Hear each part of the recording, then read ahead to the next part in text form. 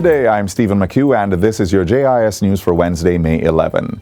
Government will be spending $30 million over the next 2 years implementing its Energy Management and Efficiency Program, EMEP. The program aims to lower energy consumption in public sector facilities. Energy Minister Darrell Vaz says 80 government facilities will now be retrofitted with renewable energy and energy-efficient interventions. This is to further safeguard against world market energy price shocks, as well as to improve energy security and protect consumers on the grid.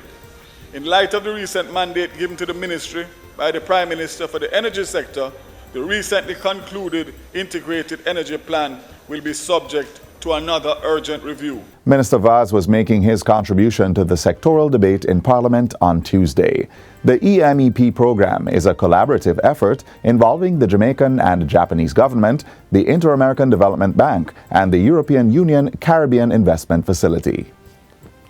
Meanwhile, the Ministry of Science, Energy and Technology is updating the policy, legislative and regulatory framework related to the energy sector. Minister Darrell Vaz says a consultant is being engaged to review and update the 2009 to 2030 National Energy Policy. He says the new legislative framework will diversify the energy mix, providing increased renewable energy for electricity, lessening the dependence on fossil fuels, and reducing carbon emissions. These interventions include solar photovoltaic technology, LED lighting upgrade, and energy-efficient air conditioning technology.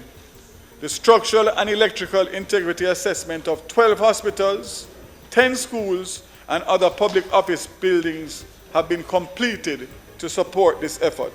The minister adds that the second Integrated Resource Plan, IRP2, which is designed to achieve a modern electricity grid and a low-cost electricity solution, will also be subject to urgent review. Work is also advanced for the tabling of 3 pieces of legislation: the Petroleum Downstream Activities Bill, the Electricity Amendment Indemnification and Validation Bill, and the Electricity Amendment Bill. September is being targeted for the completion of the island's data protection regulations. The Data Protection Act was passed in 2020 and an Information Commissioner appointed in 2021.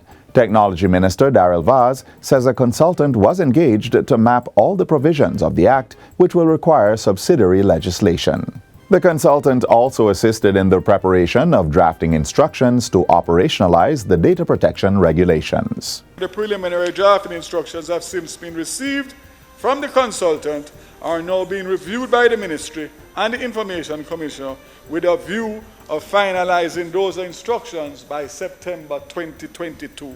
Minister Vaz says the Information Commissioner has been working to improve the island's data privacy and protection framework. This, he says, is being done through heightened public awareness and consultations with various stakeholders. Prime Minister Andrew Holness is expressing satisfaction with the reductions in the length of time and cost to provide units under the new social housing program, NSHP. Mr. Holness says more recipients will benefit as the quicker turnaround time also leads to lower construction costs. We're getting better at bringing to market houses that are affordable at the price point that persons who are low income or affordable income categories could afford. The Prime Minister was speaking recently as he handed over a 2-bedroom unit to Johanna Paul in Augusttown, St. Andrew. The NSHP house was built for less than $5.5 million in under a month. So far, the program has delivered 64 units, with 55 under construction and another 84 units being finalized. And finally, Labour Minister Carl Samuda says further meetings are being held with unions and stakeholders of the National Water Commission, NWC, to restore normality to water supplies across the island. Since Tuesday, NWC customers have been experiencing disruptions to their water supply as workers attached to the commission have been demonstrating for improved wages. During Tuesday's sitting of Parliament, Minister Samuda said meetings were ongoing to resolve the matter. It will require further consultation because there are still differences that will have to be resolved. And I will keep the people of Jamaica advised. I've already indicated our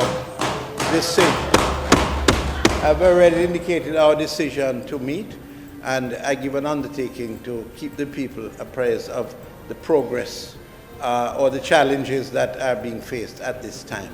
Minister Samuda says all is being done to resolve the issue as quickly as possible with input from the Ministry of Finance. And that's it for JIS News Today. I'm Stephen McHugh. Thanks for watching.